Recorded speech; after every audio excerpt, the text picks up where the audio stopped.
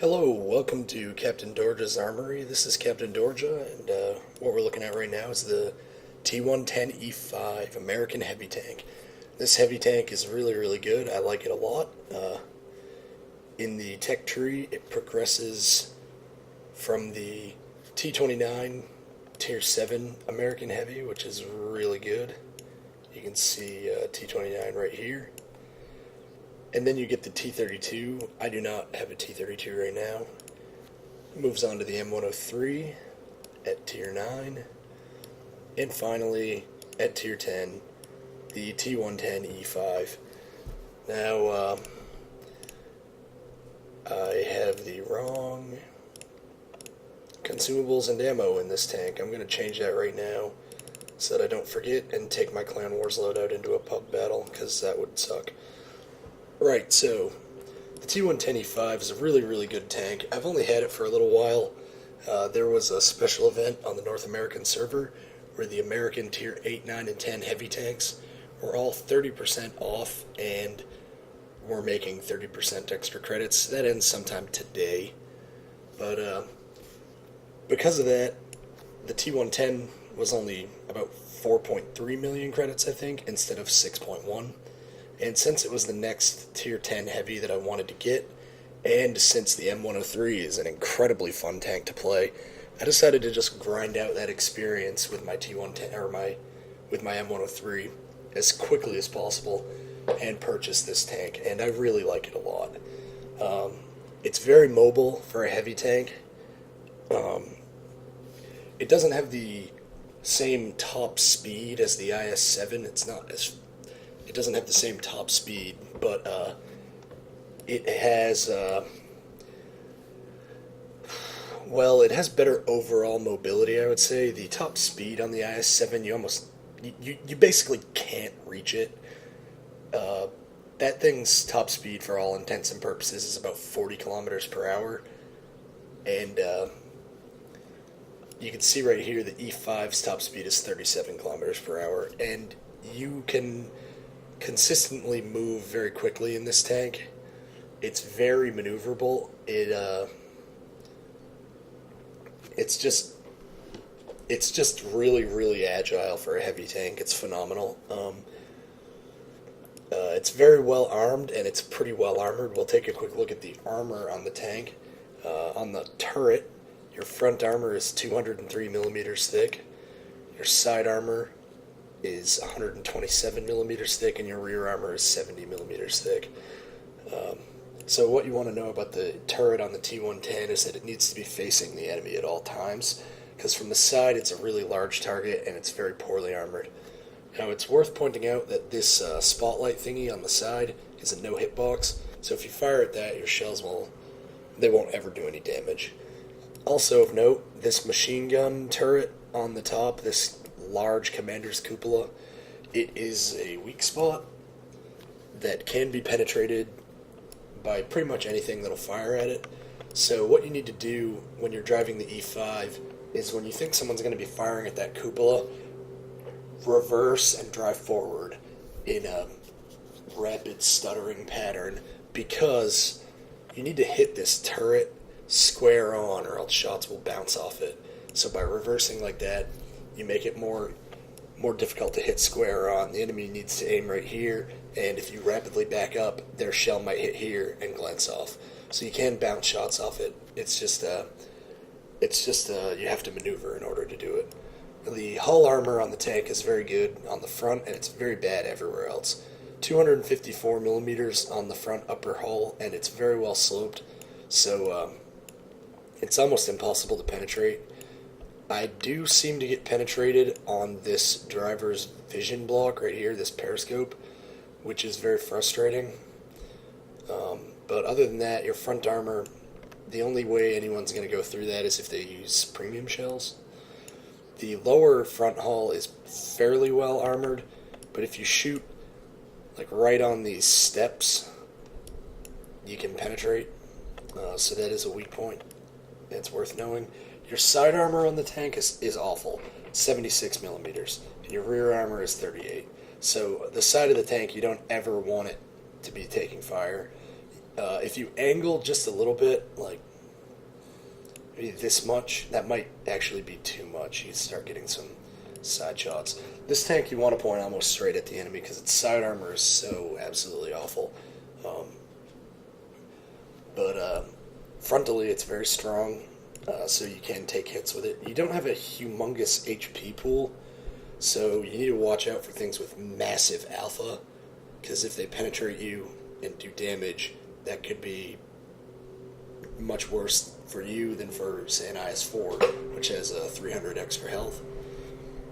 I mentioned the tank has really awesome firepower, so we'll take a look at the gun real quick, and I want to compare it to the gun on the IS-4 and also to the gun on the IS-7. I'm not going to compare it to my E100's gun, even though they're both tier 10 heavies, because the E100's gun is not really the same at all.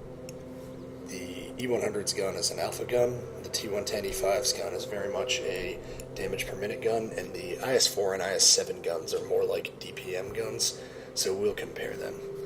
Caliber is essentially moot. Rate of fire, you can see the T110E5 has the best rate of fire at 6 rounds per minute. The IS-4 manages a healthy 5 rounds per minute, and the venerable IS-7 4.38. So, right off the bat, the T110E5's gun far and away the best rate of fire. 1 entire shot more per minute than an IS-4, and 1 3/4 shots more per minute than an IS-7. So that's a substantial rate of fire bonus. You can see the penetration is virtually the same. 269 on the T110E5, 268 on the IS-4, that's basically the same pen, and 260 on the IS-7, which is almost equal, but not quite as much. Now, average damage, the E5, you only do 400 average damage per shot. The IS-4 manages 440 and 490 on the IS-7. But because the IS-7's gun fires so much slower than the E5, you actually put out substantially less damage per minute. And even the IS-4 with its more rapid firing gun, you actually do have slightly less damage per minute on that gun also. Accuracy, this is where the T110 really starts to shine. The IS-4's gun, you can see 0.38 accuracy. That's alright for a Soviet gun. Their guns are notoriously inaccurate. And the IS-4 gun is more along the typical lines at 0.4 accuracy. The T110, you have 0.35 accuracy. So the T110E5's gun is very accurate. The IS-4's gun is accurate enough. It's pretty accurate for a Russian gun, let's face it. And the IS-7's gun is a close-range gun. Now, the other thing that makes the gun on the E5 really shine is the 2-second aiming time. It's really fast. 2.9 seconds with the IS-4, that's not too bad. And 3.4 seconds on the IS-7, which is pretty heinous. So, what you can see right away here is that the T110E5 is very good at exposing for a short time, firing a shot, backing into cover, reloading, and then doing it again rapidly. The IS-4 is almost as good at it, and the IS-7 is really not very good at it at all. You need to be close range with the IS-7. Part of the trick to the IS-7 is to be close enough that you don't need to worry about aiming all the way, so that your aim time doesn't matter. With the E5, you can very much use it at mid to long range, and the IS-4 you can use effectively at mid-range, but at long range it's starting to be more of a random number generator than a player skill thing. One thing that is interesting to note is the penetration on the premium shells. The IS-7's penetration on premium is only 303 versus the 400 penetration and the 381 penetration on the T110 and on the IS-4. And since the IS-7 fires armor-piercing composite rigid, it's losing penetration over distance, and these two fire heat, which doesn't lose penetration over distance. So they have higher penetration, and the penetration does not decrease. So even the premium round on the IS-7 really isn't that good. Right now, quickly, I'm going to look at my crew skills and equipment, and then, since we've been in the garage for a while, we'll jump straight into the battles. Right, so equipment. This is a damage per minute tank, gun rammer, required. You want a gun rammer on everything. If you don't have a gun rammer, you're basically wrong. This tank kills things with DPM. It's already got high DPM. Very high DPM is preferable, so gun rammer. Next, vertical stabilizer. This tank aims very quickly, but no one ever said, man, I really wish my gun would aim slower so that I could be exposed to fire longer. Vertical stabilizer decreases the size of your aiming circle at all times by 20%. So that allows you to aim 20% faster, which is really good. And improve ventilation to increase all crew skills. That's really good. Basically, gun rammer, vert stabs, and vents has become my holy trinity on any tank that can fit those three objects. Crew skills. My commander has 6th sense and repairs at 97%. My gunner has repairs and 98% deadeye. I really should probably have either camouflage or snapshot. Snapshot would be reducing the size of my aiming circle even more, thus reducing my aiming time even more, which would be really good. And camouflage is just good on basically every tank. Driver. My driver has repairs at 100%, and he has 98% smooth ride. The only thing I would consider putting on here other than smooth ride would be off-road driving. Off-road driving is a great skill for a heavy tank because it increases it lowers ground resistance of your tracks on all types of terrain. So the T110E5 is already a very agile heavy tank. Giving it off-road driving and increasing that agility even more would give you a large advantage. But smooth ride is also really good because, again, it is lowering the size of that aiming circle at all times, thus improving the already good aiming time. And on the loader, repairs and safe stowage. When safe stowage finishes and I can start a third skill, probably going to go with camouflage. Right, so we've been in the garage a really long time now. It's time to hit the battlefield. So here we are on an encounter match on Siegfried Line. I generally enjoy this map, and I like encounter mode on almost all maps, so this should be a pretty good one. Now, initially when I saw the matchmaker, I was not excited. 3 tier 8 arty and 2 tier 7 arty per team, not liking that. I don't mind fighting a bunch of other tier 10s, that's not a big deal. I'm not a huge fan of fighting a lot of tier 10 mediums and tank destroyers, though, because the tier 10 mediums, even though they're not as resilient as the tier 10 heavies, they're not pushovers, and their mobility is incredible, and their damage per minute is incredible. So I think it's a little ridiculous that a lot of the time, if you are in a tier 10 heavy and you trade blows with a tier 10 medium, the medium comes out on top just by sheer DPM, and they can always throw in their mobility. So it's I don't rejoice to see them with a Batchat, a Leopard 1, a T62A, and the massive dirt machine, the Yak Panzer E100. So on Siegfried Line, I come into the city in just about everything that I drive, because that field has just become a death trap. But you can see the enemy's got a T62A out in the field in a very good position, and you can see that we have no one in the field at all except our artillery. We do have an AMX 50B and an Object 704 covering the field, but really the field's looking pretty empty. So I'm coming over to the area near the cap. A lot of the time on Siegfried Line, I like to come in to this area and over in here to exploit flanking opportunities. This area around here tends to be just a massive battle, and even though I am in a tank that's well suited to joining a massive battle, I really think it can be more valuable on this map to exploit the flanking opportunities. So that's what I'm going to try to do. Now, I've encountered a T-54 and a Batchat. And you can see right there, the Batchat puts one through my side armor, and the T-54 penetrates my, I think, my lower hull. Let's take a look to see where he hit. He may have penetrated my side as well. I don't see a hit decal. So, put one into the T-54, taking 2 hits, already not in a good spot health-wise. So I come over here to work on this bat chat. Now what I'm going to try and do is side strafe around this corner, because even though I have really low side armor, if I present it at a small enough angle, it's still an auto bounce. The worst thing that can happen is I'll lose my tracks.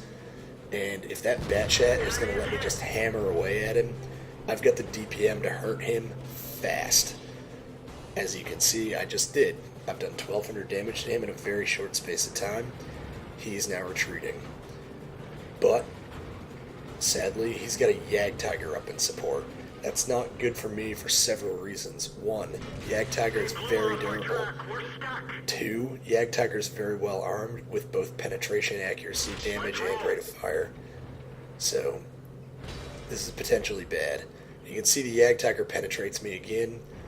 His first shot only managed to knock off my track. You can see where his second shot went in. It was a side pen. So I gave him too much hull angle, and he penned. I put one into him. I need to be very careful as I side scrape him to not expose too much hull like I did last time. I see the bat chat has come back for more. The Jagdtiger turns the face. I take my shot and miss. What I'm trying to do is I'm trying to fire at the Jagdtiger's upper plate, not his casement where the gun is mounted, but his actual frontal hull, because the Jagdtiger's frontal hull is only the hull of a Tiger II, which this gun has no problem punching through. You can see the match right now is not going very well. We're down 6 tanks to 8. The enemy still has their T-62A alive, but they've lost a lot of their tier 10s, and their Batchat and Jagdtiger are both heavily damaged. And their T-54 is fairly damaged as well. So really, the only thing that we don't even know where their T-62A is, but all their other combat tanks, we know where they are, and they're wounded. So I think I've done about all that I can from that little spot right there. I decided to roll on these guys and engage the T-54. Now, right there, I see the T-62A has moved in. He puts a nasty hit into me. I'm down to 460 health. That's not good. T-62A has ridiculous damage per minute and the penetration to just cut through my armor. So I need to be careful here. Also, worried about the artillery. There's a lot of it, so I'm staying already safe. Speaking of our artillery, our Object 261 nailed the T-62A. One of our 215Bs is moving on the Jagdtiger, so I decided to come support the 215B. He can push the Jagdtiger from one way, I'll push from the other way. You can see the enemy T-54 has been killed, probably by artillery. So I've been spotted, the Jagdtiger's seen me, and I see the Batchat and I take my chance to finish him off. Now right here, I honestly thought I was already safe, but clearly I'm not, since the Batchat 155 has just splashed me. And there's shot number 2 from the Batchat 155. I use my repair kit to fix my tracks. Shot number 3 from the Batchat 155. And the Object 261 somehow puts one over the houses and kills me. Now, if the 261 moved into the field, he could have easily fired a shot from somewhere like over here and hit me. And since we have nothing in the field, he could very well have done that. But I don't know. So I'm dead. But I think I did a pretty decent job. I did 2,800 damage. Again, not an amazing total, but 2,800 damage is, you know, it's pretty good. It's kind of medium. But it looks like we're probably going to win. They're down to just 3 artillery. And we have 2 artillery, 2 tier 10 heavies, and an E50. So I think we should be able to win. I'm trying to get somebody to cap the base, because with the vehicles we can have the E50 and one of the 215Bs go arty hunt while our arties support them, and we can have one of our 215Bs capture the enemy base. And they should be able to do it with relative impunity. Right there, the enemy Batchat already is driven up and derped our 261 to death. And he's probably going to try and get the... He's probably going to try and get the 212 as well. So, there's the Object 212. Let's see what happens to him. There's the Batchat already. The Batchat's turning his turret. The 212's turning. Who's going to fire first? Batchat fired. Batchat missed. 212 is maneuvering. Batchat's about to fire again, and boom. Batchat already takes out both of our arties. Now, one of the 215Bs just killed the enemy 212, and now the 215Bs and the E50 are going arty hunting, while this 215B caps the enemy base. Or I guess they're capping the encounter base, whatever. So this is good. If our heavy and our medium stick together, they should have no problem dealing with a pair of arties. And we're forcing their 215B to we're forcing their arty to come back and deal with the cap. So we should be able to win this.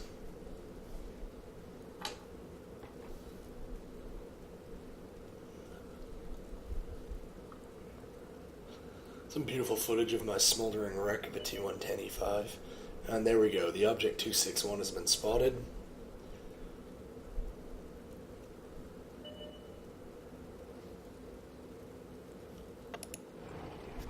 He hits the 215B, but doesn't kill him. Tracks up, let's go. The 215 needs to be moving though, because the Batchat arty is still alive and hunting. So we're waiting for Batchat shells to start landing. This is where our E50 needs to get the heck in there and kill. If the E50 stays at range, it's much easier for the 261 to deal with him. But if the E50 closes in, it's a lot easier for the E50 to guarantee the kill. So the E50 is finally moving in. Now, some of you may say to me, why would you want to move in with an E50? It's a sniper tank. Yeah, it is a sniper tank, but it's also a pretty fair brawler in the right circumstances. And a single arty at 100 health, there's no reason to not get in close and ensure that you can kill this guy. Even with the really accurate gun of this E50, sniping at this guy means that the E50 is sitting still. Sitting still means that the Batchat arty is firing at him. And that's not something we want to have happen. We've lost a track. So you can see the Batchat arty is hammering away at the C-50s. Managed to detrack him. Managed to detrack him again, but the Batchat's only got one shell left. E-50 gets back underway. Hunting down the final sneaky Batchat arty. You can see we've got the base cap up to almost 90%. And the Batchat is spotted by the 215B. 215 puts a shell into the Batchat, but he gets away. The 215 swivels himself to be a harder target. Takes careful aim. Misses. Looks like the Batchat arty is going to get away.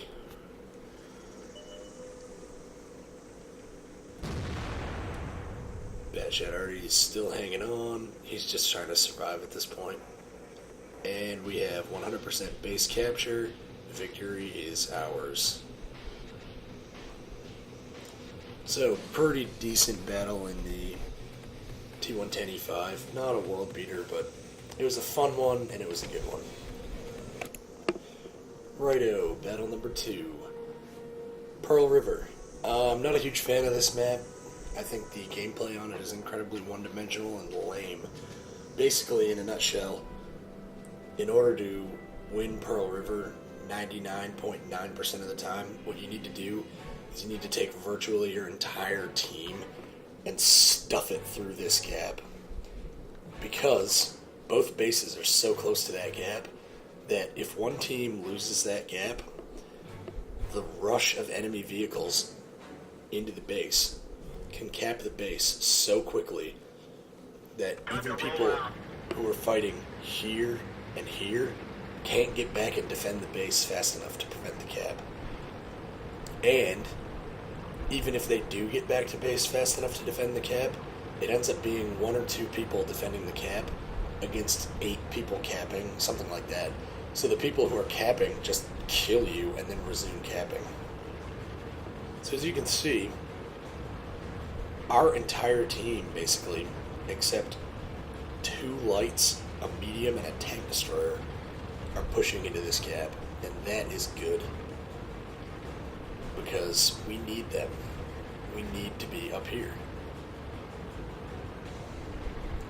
So what I'm going to do in this position is, I'm a big resilient heavy with a nasty gun. So what I'm going to try and do is, first of all, I'm going to try and get past this T-44. He's got himself into a good position to interdict. So what I'm going to do is I'm going to just say screw it, his gun doesn't hit that hard, and I'm just going to run the gauntlet right by him. He bounced off me. Unfortunately, the M103 did not. Now, what I'm going to do is I'm going to use the mobility and armor of this tank to tank this corner, and I'm going to do it by side scraping. So, by exposing only a tiny bit of my side at a ridiculously at a ridiculously slanted angle, the worst thing that can happen is I'll get my tracks blown off. So you can see the DPM of this gun right there. I've basically crippled that T-34 in a matter of seconds. Now, I'm only poking out a side scrape angle. They are poking out their entire sides. So I can pen them with impunity, and they have difficulty damaging me at all. Now that E75 just really hurt me, and I did get 1 shell into me from the T-34, so that wasn't good. Now what I'm trying to do is, I'm worried about this T-34, or this enemy E5. He's in a really good position to counter what I'm doing, and you can see he's put a pair of effective shots into me, and I'm in a bad spot. But it's not that bad of a spot. I can still side strafe these guys with impunity, and every time I get a chance to hit the E5, I'm going to. You can see he just missed my commander's hatch right there, so that was good. I'm trying to keep the fire up on these other guys, these T-34s and E-75, so that they won't advance. Basically what I'm doing is I'm tying down 4 enemy vehicles, and what I'm hoping will happen is I'm hoping the rest of my team that's down here with me will kill everything else but these 4, and then take them from behind. Now, I will mention that I'm also putting out pretty good damage while I do this. I've already done more damage than I did in the last match. So, not only is this an effective defense for me, it's also being pretty good offense. Frustratingly, I have taken 2 friendly fire hits this game. 1 from the T-34, or 1 from the T-32, and 1 from the 4502A. So I get a little outraged in chat there.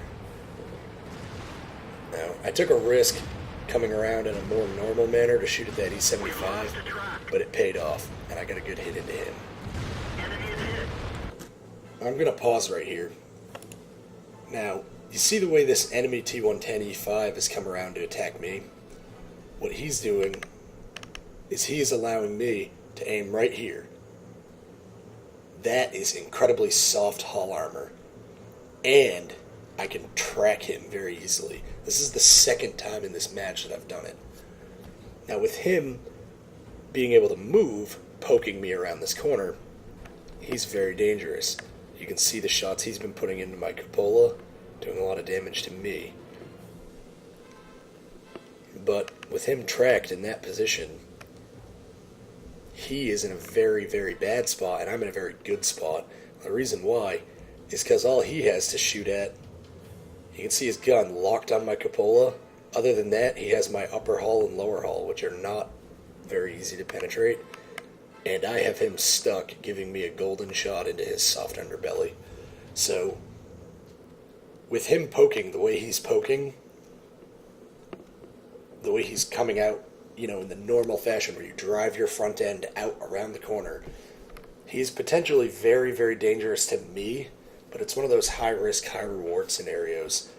If he does it while I'm reloading, there's nothing I can do about it, and he can be very dangerous to me. But if he does it while I have a shell in my gun, I can destroy him by detracking him and shooting through his side. And this is the second time I've done it in this match. And because the T110E5 has such a high rate of fire, there's a very low probability that he can poke without me being able to fire back. And even if I am reloading, I'll be reloaded again very soon. So he might not even be finished aiming at me before I can shoot off his track. So that's a little bit of a side scrape versus not side scrape method. Because I'm side scraping, he can only fire at my weak spot. Because he is not side scraping, I can pin him in place to where he is essentially nothing but a weak spot, and then I can destroy him very easily and still remain very difficult for him to damage. So, continuing. Let's go. And you can see I'm aiming.